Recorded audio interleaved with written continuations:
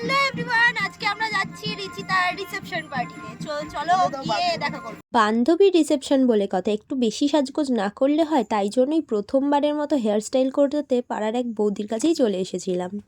এই রিচিতা দেখ, আমরা সবাই রেডি হয়ে গেছি। আমাকে দেখালি না? এই যে বৈশাখী, ওকে পচা লাগছে। বাইরেও দাঁড়িয়ে রয়েছে বম্মারা, আরো পেছনেও আছে, গাড়ি চলেছে, তুই ওয়েট কর, আসছি।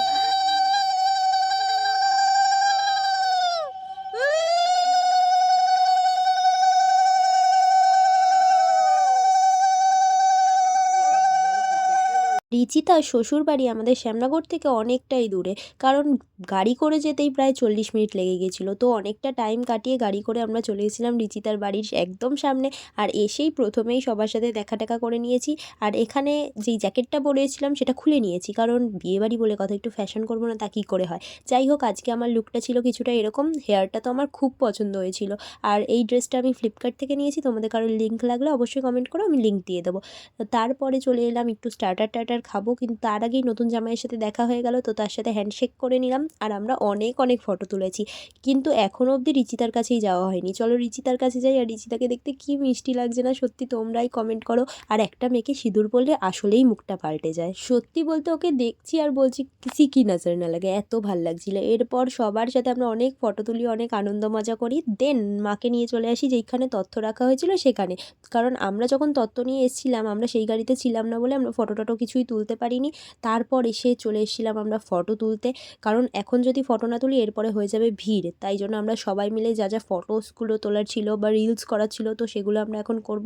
দৌড়ে দৌড়ে চলে গিয়েছি সবার ফটোর মাঝখানে, বেশ ভালো লাগছিল কিন্তু। আর এরপরেই আমরা ক্যামেরাম্যানকে একটু রিকোয়েস্ট করেছিলাম যাতে আমাদের রিলসগুলো বেশ সুন্দর করে দেয়। আর এই রিলসগুলো যদি তোমরা দেখতে যাও তাহলে তোমরা অবশ্যই আমাকে ইনস্টাতে ফলো করতে পারো। ডেসক্রিপশানে ইনস্টাগ্রাম, ফেসবুক সব কিছুর লিঙ্ক দিয়ে দেবো। তো এই একটা রিলস করতে আমাদের প্রায় 40 মিনিটস লেগে গিয়েছিল, কারণ একটা লোক আসছে যাচ্ছে ভিডিও করছি, তার মাঝখানে লোক চলে আসছে।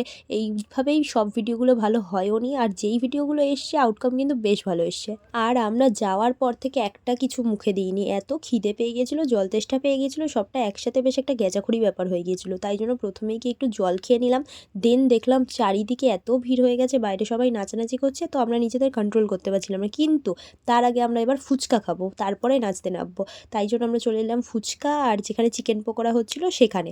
তা ফুচকা আর চিকেন পকোড়ার আগে ভাবলাম একটু কফি খেয়ে নিই, তাই জন্য আমার বান্ধবীকে ওখানে দাঁড় করিয়ে রেখেছি, কফি নেব। আর আমি এদিকে চলে এসেছি পকোড়া নিতে। তো পকোড়াগুলো কিন্তু খেতে বেশ টেস্টি হয়েছিল, কারণ এই ঠান্ডা ওয়েদারে গরম গরম চিকেন পকোড়া আর কফি খেতে তো দারুণ লাগে। এরপর চলো ফুচকা খেয়ে আসি। আর সত্যি বলতে আমি কোথাও গিয়ে এত ফুচকা খাই না কোনো স্টলে গিয়েই, কিন্তু এখানে ফুচকাটা খেতে আমার অনেক ভালো লাগছিল। তার কারণ ফুচকার মধ্যে বাদাম, তার মধ্যে মানে কিশমিশ টিশমিশ না আরও কী বলে সেগুলো সব দেওয়া ছিল, ছোলা মটর, দারুণ লাগছিলো এই জন্য খেতে। আর আমার মতো ফুচকা সাধারণভাবে অতটা খায় না, কিন্তু আমি মাকে এতটাই ইনসিস্ট করলাম যে ফুচকাটা খুব ভালো হয়েছে, খেয়ে দেখো। তো মাও ফুচকা খাচ্ছিল। আর ফুচকার এখানে এত ভিড় হচ্ছিল যেই কারণে আমরা ফাঁকা সময় পাচ্ছিলাম না যে একটু ভিডিও করবো, ফুচকা খাবো। যাই হোক, এবার চলো কফি খাওয়া যাক। তাই জন্য চলে এসেছিলাম কফির জায়গায়, কারণ এরপরে এই ঠান্ডার মধ্যে কফি না খেলে ভালো লাগে। একদিকে আমরা খাওয়া দাওয়া করছি ঠিকই, কিন্তু আমাদের কিন্তু মন পড়ে রয়েছে নাচের দিকে, কারণ সবাই বাইরে নাচ করছে আর আমরা কখন নাচবো। দেখো মামে কত সুন্দর নাচ করছে। আর জানো তো রিচিতার দেওররা, ক্যামেরাম্যানরা সবাই একসাথে মিলে রিচিতাকে একটা দারুণ গিফট দিয়েছিল, যেটা তো আমারই জাস্ট চোখ ফেলতে ইচ্ছা করছিল না। অনেকগুলো ফটো একসাথে করে বাঁধিয়ে ফটো ফ্রেম দিয়েছিল। চলো এবার একটু নেচে আসি।